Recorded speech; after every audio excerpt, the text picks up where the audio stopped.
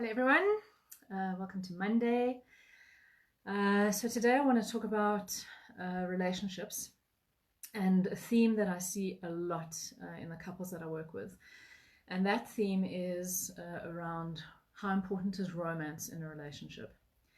So, every couple that comes to work with me, when they're having issues, all use the phrase, but I love him or but I love her. And focus a lot on these kind of concepts of love or, but we're so romantic with each other. And my answer to that is always, well, what has love got to do with it? Because love for me has got very little to do with having a workable relationship. And those couples who work with me know I'm not interested in romance, I'm interested in workability. Guys, it's very easy to be romantic in the beginning of a relationship. Romance serves to be part of the mating ritual. It is part of the hooking into the other person. And you're putting all your best side forward and you are making a huge effort to woo somebody you actually don't know. But people mistake the romantic kind of requirement at the beginning of a relationship for sustained workability in relationships. And I just want to talk a bit about that today because, people focus too much on the Disney, Hollywood view of relationship, which is highly romanticized. It's the flowers, it's the sweeping you away for a romantic weekend. It is,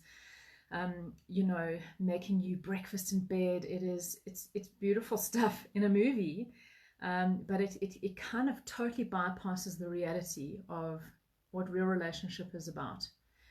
So if romance worked, I wouldn't have a job. So being a couples therapist is, being a couples coach is really about supporting couples to find what is a far more real, a far more solid base foundation to build your relationship on, that isn't really based on romance. Because what happens is people base a whole lot of their investment in each other on romance. And then, the romance kind of carries them on a tide of dating longer, moving in together, getting engaged really quickly and getting married. And then like 4 months after the wedding, everything's falling apart because the foundation was built on sand. It was built on smoke. It wasn't real. So, this for me is why pre-marital or pre-commitment coaching is so vitally important. To look at getting very real about what relationship is for you, because it's amazing to me how many people enter a marriage or enter a long-term commitment without having these really significant conversations with each other, thinking that they're just going to figure it out as they go along. So when I talk about workability in a relationship, I'm talking about a few things that I'm going to go through. So first of all, a relationship is not all about what you are giving to somebody else. It's also about what you are getting out of it. It's got to make you feel a particular way. If I say to you, why are you in this relationship? What are you getting out of it? It's amazing how many people can't give me the answer to that. They know what their partners are getting out of it. But very few people can really honestly say to me, because I feel this, because I receive this, because it shifts this for me, because this is what I get out of it. So think about being in a relationship and, are you with someone where your values are matched, where you have got a very similar value system? Are you in a relationship with somebody where both of your needs are being met, where you are heard, you are seen, you've got a partner that is interested in learning what your values, what your needs, what your what's important for you, and that all of that is being met. What's really important in a relationship is boundaries. And most new couples don't take the time to put effective boundaries in place. So are there boundaries in place with how you will allow yourself to be spoken to and treated in a relationship from early on? Because people only tend to try and put boundaries in place much farther down the line when the shit really hits the fan. And by that stage, it's really hard to kind of backtrack and undo a lot of what has been done. Is your communication open and honest? Really open and honest? Or is the stuff you communicate about really average everyday today stuff? Like how open and raw and vulnerable do you allow yourself to be with your partner? Is it a safe enough place for you to go there with your partner? So what is the level of communication? And let's bring that romance thing into it. It's great if your partner wants to whisk you off for a romantic weekend away, but if you've got no workable communication in your life and you lack the ability to be honest and real with each other, what's going to be happening on that weekend away? You know, there's only so much that the romance can get you through before you realize that maybe the connection isn't as strong as you thought it was.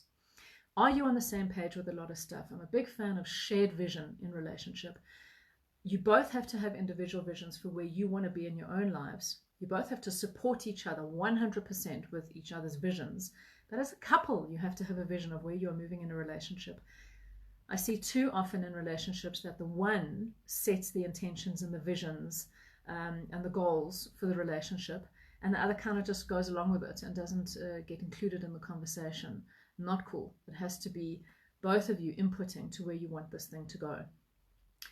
Supporting each other's paths is critically important in a relationship, and you have to want to see your partner win. You cannot be in competition with your partner. So, you know, are you doing that? Are you really supporting your partner to get where they want to be in their lives? Because if they are winning, they are going to blossom, they are going to shine, they are going to stand in their full power and then bring a really amazing version of themselves into the relationship. I see a lot of couples keeping the other one small so that they can shine at the cost of the other. So make sure that in relationships, you know, that's workable. That's workability, is supporting each other's growth, supporting each other's journeys. Being a safe place for the other person to land is really important. A lot of people really struggle in relationship with a lack of emotional intelligence, basically, with the lack of being able to bring a very deep, very serious issue to the table, and their partner not having the capacity to handle it or to deal with it and check out. No matter what I'm going through, I know without question that my husband is there as my safe place permanently. It doesn't matter what emotion I'm bringing. It doesn't matter what issue I am going through. He is my safe place that I can bring everything to, and he holds the space for me to work with that stuff, and I do exactly the same for him. So foundation is that, you know, that's the real stuff. That's the good, the bad, the ugly stuff. That's knowing I can bring whatever I can to you, and you're going to be there, and you're going to hold the space for me. So growth is incredibly important in a relationship. So, you know, all the stuff I'm talking about is what lies beneath the surface, and romance is like the surface stuff. The romantic gestures, it's very surface-based stuff. Now, I'm not saying that stuff isn't great to have in a relationship. It's a problem when you are relying on the romantic stuff to build the foundation of your relationship. So romance is like the goodies you get on top of the real foundation that is the proper solid structure under your relationship. If you're trying to build your relationship on romantic gestures, it's not going to last very long. So, you know, real relationship is not taking each other for granted. Real relationship is not assuming you know anything about your partner, no matter how long you've been together. Real relationship is constantly being willing to rediscover yourselves and each other in that relationship. When you're stuck on that surface level of romance, be very aware that you are presenting a very one-dimensional version of yourself to the person that you are dating. You are made up, you are presenting in a very specific way to attract that partner.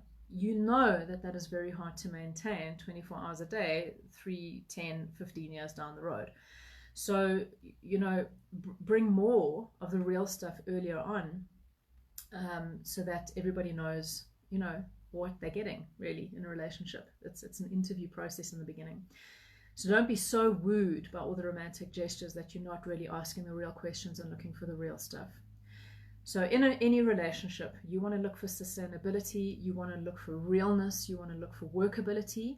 You've got to sit with your partner and you've really got to ask a few questions around: how do we handle communication? How do we handle sex? How are we handling money and finances? How do we handle stuff with families and siblings and in-laws? How do we handle parenting together? What is our spiritual journey in our own lives and together? How do we share a home space? How do we live in an environment together? What is socially important for us? What adventures and experiences are important for us to have together? What does health mean for us? You know, look at all the areas that make up a relationship and make sure that you're having conversations of all of that, because that's where the real workability comes in. Workability creates powerful foundation, and powerful foundation creates sustainability in relationship. So are you relying too much on romance, or are you really focusing on workability in a relationship? Because there is a big difference. So think on that, and I will see you again on Wednesday.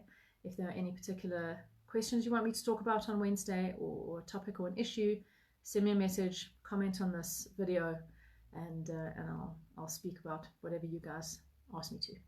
So I'll see you on Wednesday. Bye.